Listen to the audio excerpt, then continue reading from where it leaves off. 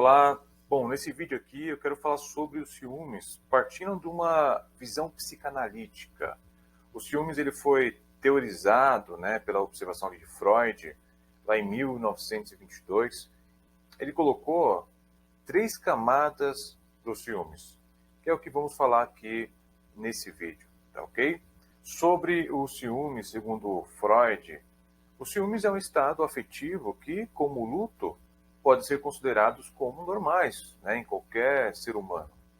Quando esses são totalmente ausentes na vida do indivíduo, esse pode ter sofrido sérias repressões na infância. Portanto, a ausência desses afetos pode ser algo inconsciente. O indivíduo que não sofre nem pelo luto, ou muito menos pelos ciúmes, certamente teve experiências complexas lá na infância. Como, por exemplo, pessoas que foram talvez abusadas, crianças que presenciaram muitas traições dos pais, e os pais os ensinaram que isso é algo normal dentro das relações.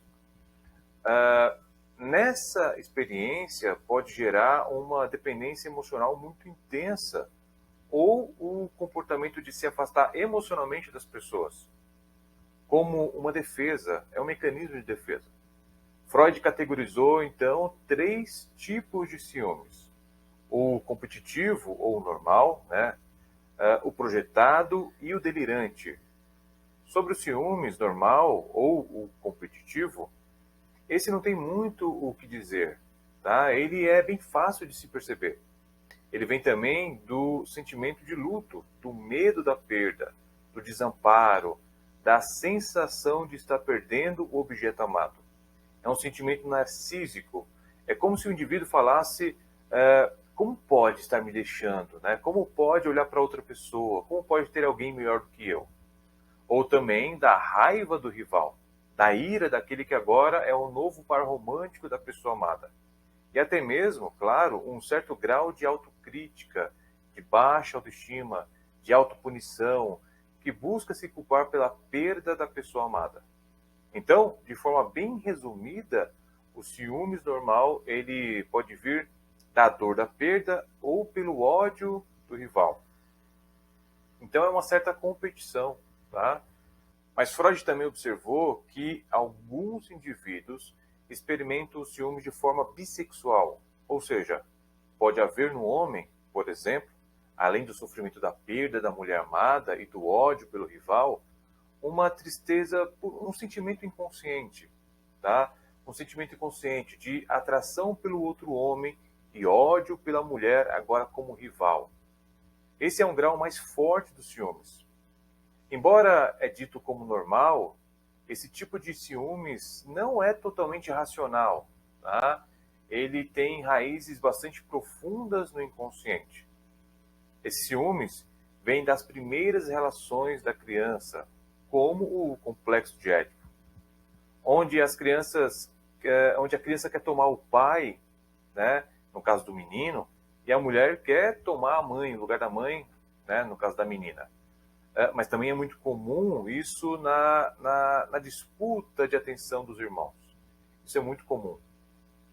Então eu fiz aqui um recorte do texto de Freud, de 1922, abre aspas, se constitui essencialmente do luto, da dor pelo objeto amoroso que acredita haver perdido, e também de sentimentos hostis pelo rival favorecido, e de um grau maior ou menor de autocrítica que busca responsabilizar o próprio eu pela perda amorosa.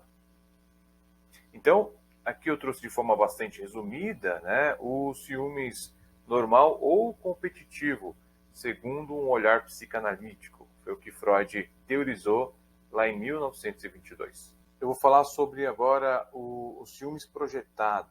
Eu vou começar fazendo um recorte do texto de 1922 do Freud.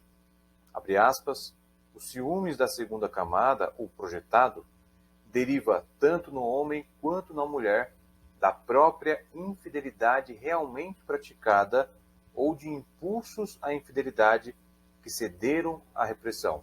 Fecha aspas.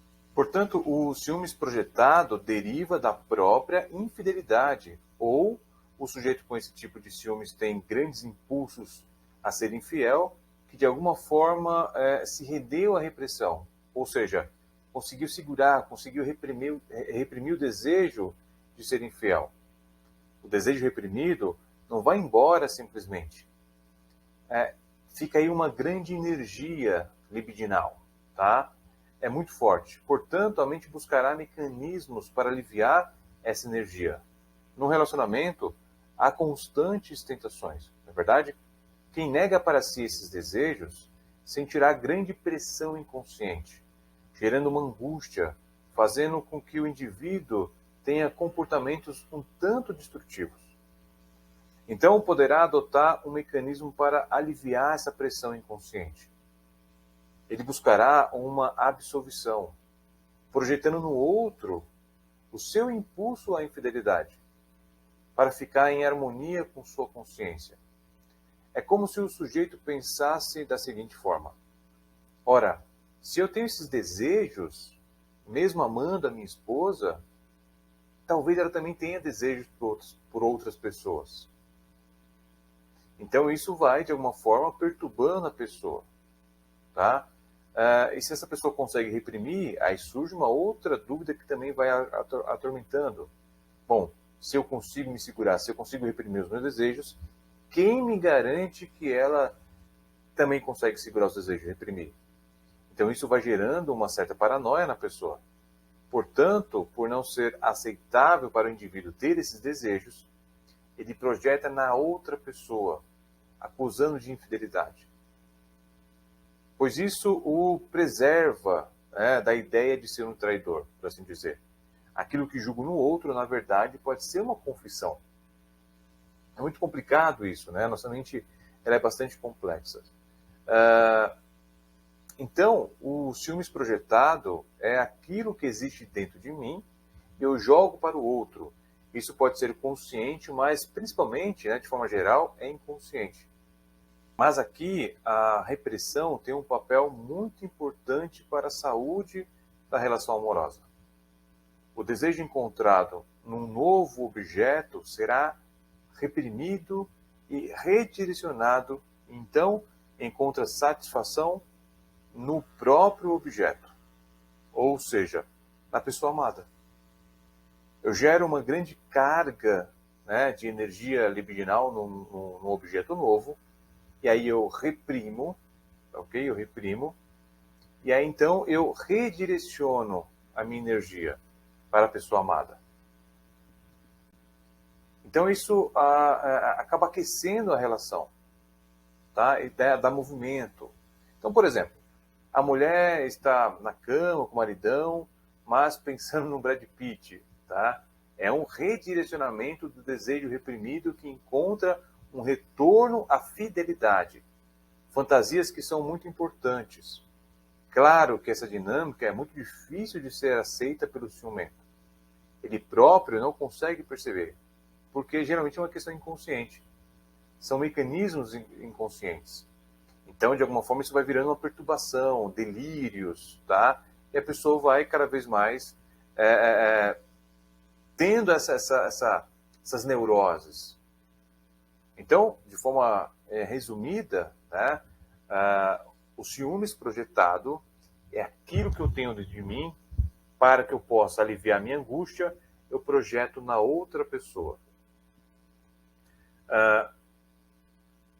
Quando eu de fato consigo represar, reprimir esses desejos, isso de alguma forma pode ser saudável para a relação amorosa. Então eu sinto o desejo por um objeto novo, eu reprimo, isso vai me gerar uma grande carga libidinal, e essa carga eu consigo de fato redirecionar para a minha relação amorosa. E isso de alguma forma vai dando movimento à relação. Tá? Uma carga negativa reprimida, redirecionada para a relação, vira uma carga positiva, né? Movimentando a fidelidade. Bom, agora vamos falar sobre o ciúmes delirante, que é um dos mais complexos dos três teorizados por Freud. O ciúmes delirante, ele parte de uma homossexualidade reprimida, recalcada. Então, por fim, temos o mais complexo tipo de ciúmes, o delirante, que também tem origens das reprimidas inclinações à própria infidelidade. Mas, como eu falei, geralmente os objetos dessa fantasia, segundo Freud, são do mesmo sexo do indivíduo. O ciúme delirante corresponde a uma homossexualidade recalcada, por assim dizer.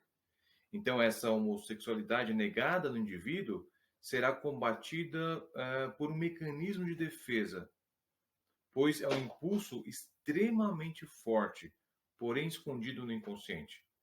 Freud descreveu a seguinte fórmula em uma só frase: não sou eu quem o ama, é ela. É como se o homem, por exemplo, tivesse o desejo inconsciente por outro homem e, por não ter consciência disso, delira, acusando sua esposa de ter esse desejo pelo outro homem. O ciúme delirante, ele pode passar pelos três estágios: normal, projetado e o delirante. O ciúme delirante pode ser notado pela perturbação de visões da pessoa amada tocando outras pessoas, de acompanhar o olhar e sempre ter a sensação de que está olhando para alguém. Um simples contratempo nos horários pode ser perturbador para essa pessoa. Tudo que foge de um hábito é motivo para encontrar uma certeza nos seus delírios, ou pela sua inclinação homossexual. Quando há alguém do mesmo sexo no ambiente, projeta na pessoa amada seus desejos homossexuais. Então, o ciúmes delirante ele é bastante complexo, porque muitas pessoas têm essa inclinação à homossexualidade, mas como isso ainda hoje em dia é totalmente difícil de lidar, né, perante a sociedade, né? Que bom que hoje em dia está cada vez mais aceito, tá? Mas, segundo a psicanálise, todo ser humano nasce bissexual. Isso é muito difícil de aceitar para algumas pessoas. Então, o ciúmes delirante tem esse conflito interno, né? A inclinação homossexual, e aí ele acaba projetando, né, os seus desejos homossexuais no seu parceiro, né, no seu par romântico, por assim dizer.